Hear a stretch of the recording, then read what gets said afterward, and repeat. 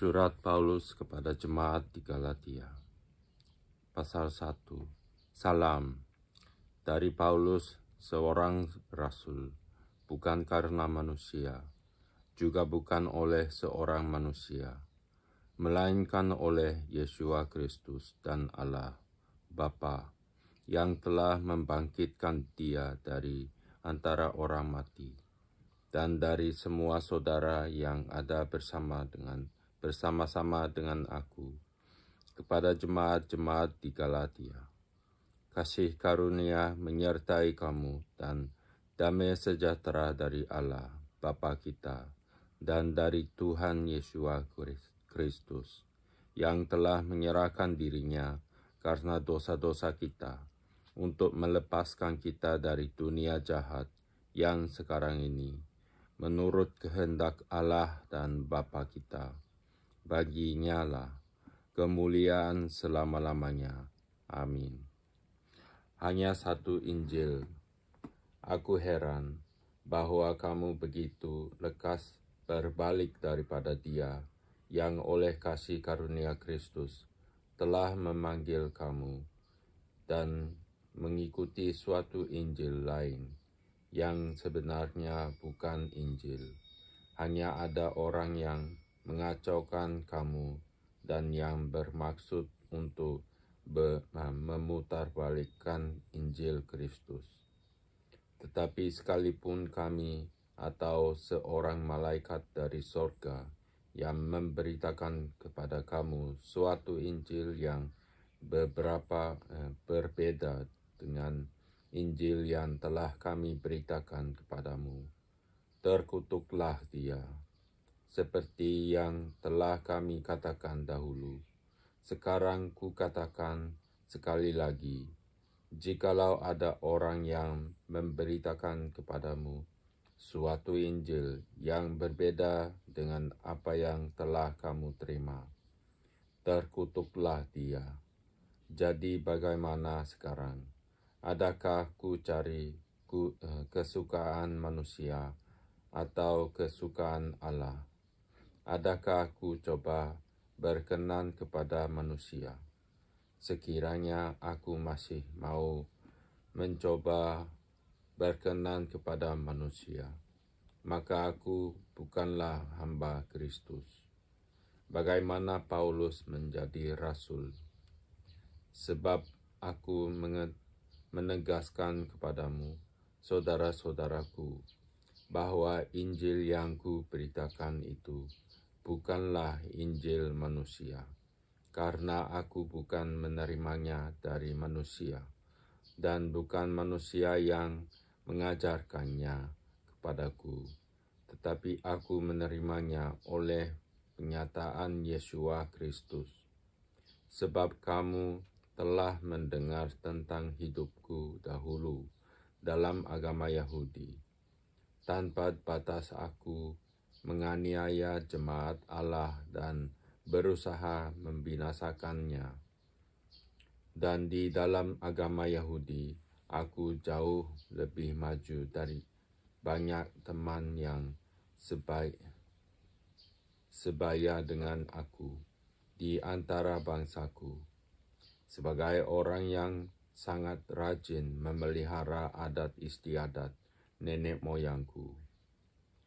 Tetapi waktu Ia yang telah memilih aku sejak kandungan ibuku dan memanggil aku oleh kasih karunia-Nya, berkenan menyatakan anaknya di dalam aku, supaya aku memberitakan Dia di antara bangsa-bangsa bukan Yahudi. Maka sesaat pun aku tidak meminta pertimbangan kepada manusia.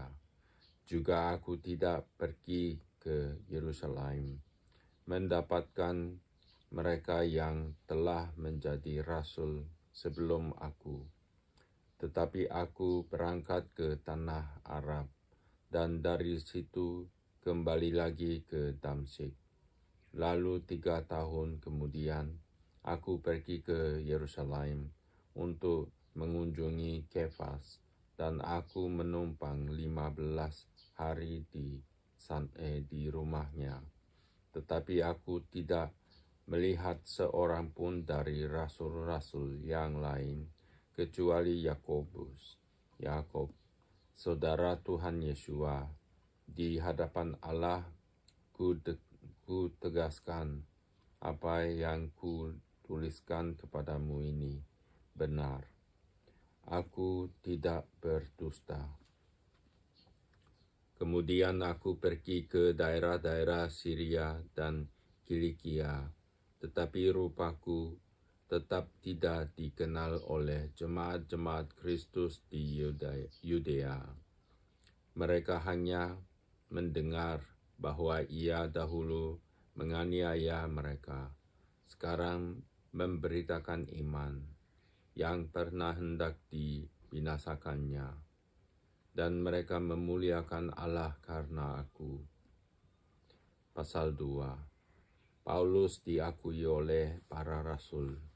Kemudian setelah lewat 14 tahun, aku pergi pula ke Yerusalem dengan Barnabas dan Titus pun ku bawa juga. Aku pergi berdasarkan suatu penyataan, dan kepada mereka ku bentangkan Injil yang ku beritakan di antara bangsa-bangsa bukan Yahudi, dalam percakapan tersendiri kepada mereka yang terpandang, supaya jangan dengan percuma aku berusaha atau telah berusaha. Tetapi kendati pun Titus yang bersama-sama dengan aku adalah seorang Yunani, namun ia tidak dipaksa untuk menyunatkan dirinya. Memang ada desakan dari saudara-saudara palsu yang menyusup masuk, yaitu mereka yang menyelundup ke dalam untuk menghadang kebebasan kita yang kita miliki di dalam Kristus Yesua, supaya dengan jalan itu mereka dapat memperhambakan kita. Tetapi sesaat pun kami tidak mau mundur dan tunduk kepada mereka, agar kebenaran Injil dapat tinggal tetap pada kamu. Dan mengenai mereka yang dianggap terpandang itu, bagaimana kedudukan mereka dahulu, itu tidak penting bagiku, sebab Allah tidak memandang muka. Bagaimanapun juga, mereka yang terpandang itu tidak memaksakan sesuatu yang lain kepadaku. Tetapi sebaliknya, setelah mereka melihat bahwa kepadaku telah dipercayakan memberitakan Injil untuk orang-orang tak bersunat, sama seperti kepada Petrus untuk orang-orang bersunat, karena ia yang telah memberikan kekuatan kepada Petrus untuk menjadi rasul bagi orang-orang bersunat. Ia juga yang telah memberikan kekuatan kepadaku untuk orang-orang yang tidak bersunat. Dan setelah melihat kasih karunia yang dianugerahkan kepadaku, maka Yakub, Kefas, dan Yohanan yang dipandang sebagai sokoguru jemaat berjabat tangan dengan aku dan dengan Barnabas sebagai tanda persekutuan, supaya kami pergi kepada orang-orang yang tidak bersunat dan mereka kepada orang-orang yang bersunat. Hanya kami harus tetap mengingat orang-orang miskin, dan memang itulah yang sungguh-sungguh ku usahakan melakukannya. Paulus bertentangan dengan Petrus.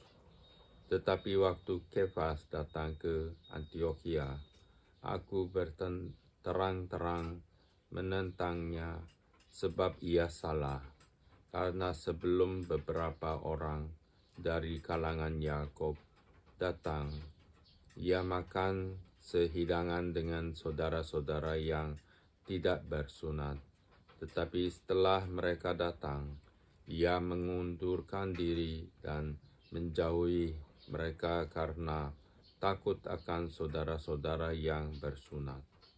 Dan orang-orang Yahudi yang lain pun turut berlaku munafik dengan dia, sehingga Barnabas sendiri turut terseret oleh kemunafikan mereka.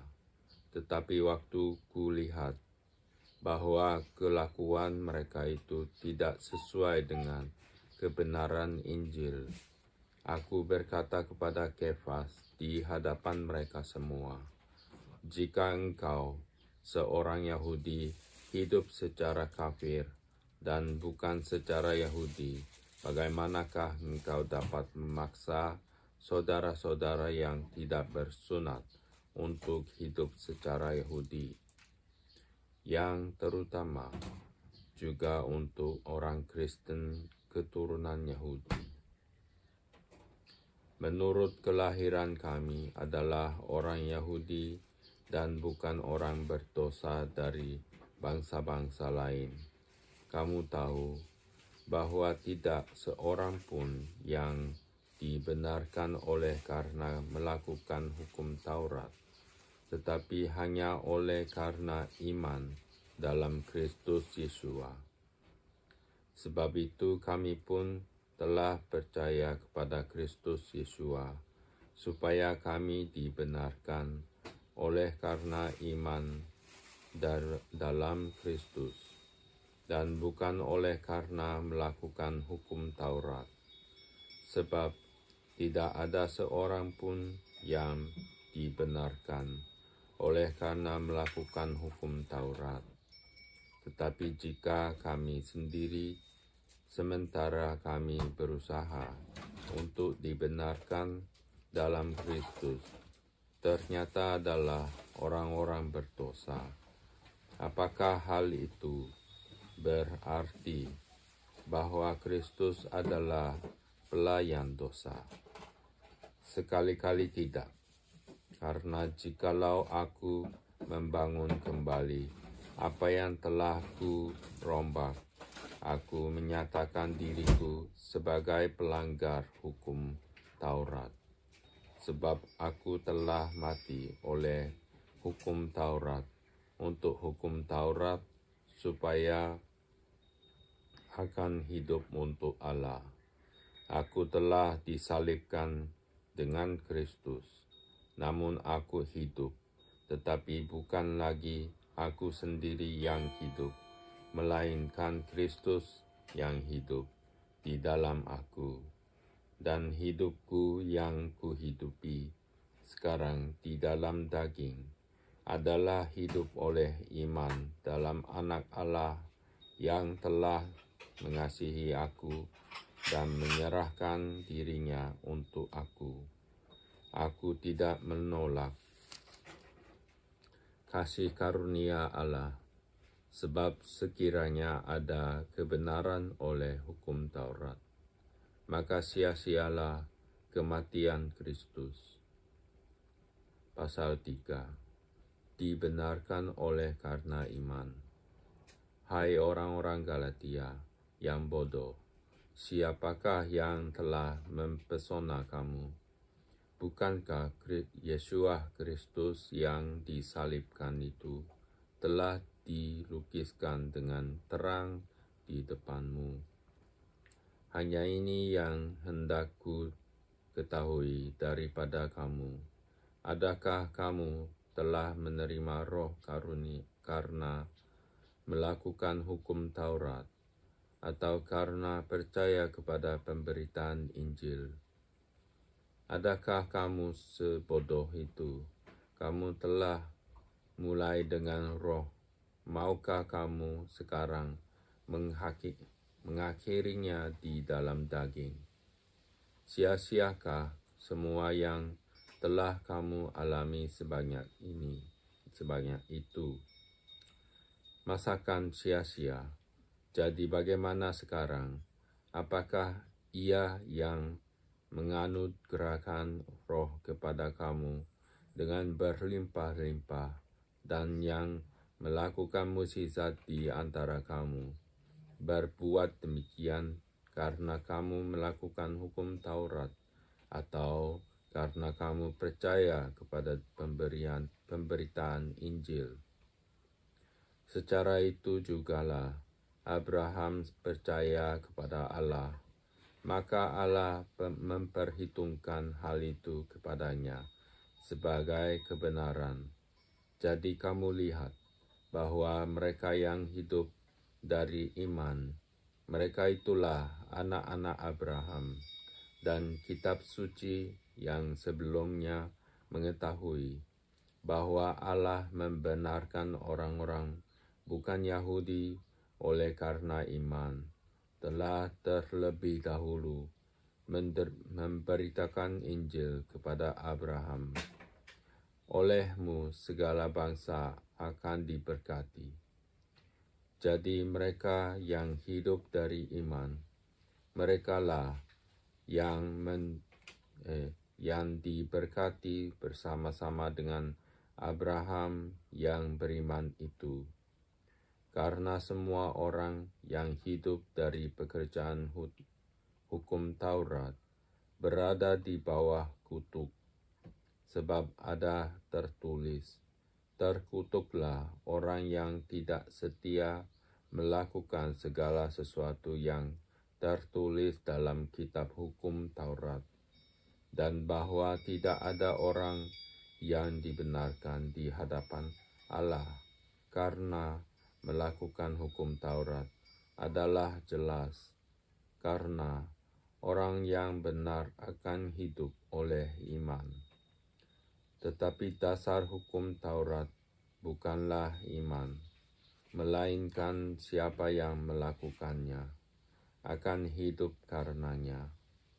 Kristus telah menebus kita dari kutuk hukum Taurat dengan jalan menjadi kutuk karena kita, sebab ada tertulis, terkutuklah orang yang digantung pada kayu salib. Yesua Kristus telah membuat ini, supaya di dalam Dia berkat Abraham sampai kepada bangsa-bangsa lain, sehingga oleh iman kita menerima roh yang telah dijanjikan itu. Hukum Taurat atau janji. Saudara-saudara, baiklah ku pergunakan suatu contoh dari hidup sehari-hari, suatu wasiat yang telah disahkan, sekalipun ia dari manusia, tidak dapat dibatalkan atau ditambahi oleh seorang pun. Adapun kepada Abraham diucapkan segala Injil itu, dan kepada keturunannya tidak dikatakan kepada keturunan-keturunannya, seolah-olah dimaksud banyak orang, tetapi hanya satu orang, dan kepada keturunanmu, yaitu Kristus. Maksudku ialah janji yang sebelumnya telah disahkan Allah, tidak dapat dibatalkan oleh hukum Taurat, yang baru terbit 430 tahun kemudian, sehingga janji itu hilang kekuatannya.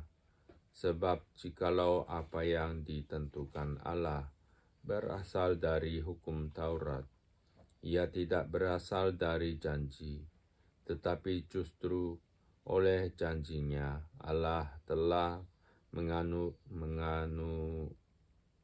menganugerahkan kasih karunia-Nya kepada Abraham. Kalau demikian, apakah maksudnya hukum Taurat ditambahkan oleh karena pelanggaran-pelanggaran, sampai datang keturunan yang dimaksud oleh janji itu, dan ia disampaikan dengan perantaraan malaikat-malaikat ke dalam tangan seorang pengantara. Seorang pengantara bukan hanya mewakili satu orang saja, sedangkan Allah adalah satu. Kalau demikian, bertentangkah hukum Taurat dengan janji-janji Allah? Sekali-kali tidak. Sebab andai kata hukum Taurat diberikan sebagai suatu yang dapat menghidupkan, maka memang kebenaran berasal dari hukum Taurat. Tetapi kitab suci telah mengurung segala sesuatu di bawah kekuasaan dosa, supaya oleh karena iman dalam Yesus Kristus, janji itu diberikan kepada mereka yang percaya. Sebelum iman itu datang, kita berada di bawah pengawalan hukum Taurat dan dikurung sampai iman itu telah dinyatakan. Jadi hukum Taurat adalah penuntun bagi kita sampai Kristus datang, supaya kita dibenarkan karena iman. Sekarang iman itu telah datang, karena itu kita tidak berada lagi di bawah pengawasan penuntun. Sebab kamu semua adalah anak-anak Allah karena iman di dalam Yesus Kristus. Karena kamu semua yang dibaptis dalam Kristus telah mengenakan Kristus. Dalam hal ini tidak ada orang Yahudi atau orang Yunani, tidak ada hamba atau orang merdeka, tidak ada laki-laki atau perempuan, karena kamu semua adalah satu di dalam Kristus Yesus. Dan jikalau kamu adalah milik Kristus, maka kamu juga adalah keturunan Abraham dan berhak menerima janji Allah.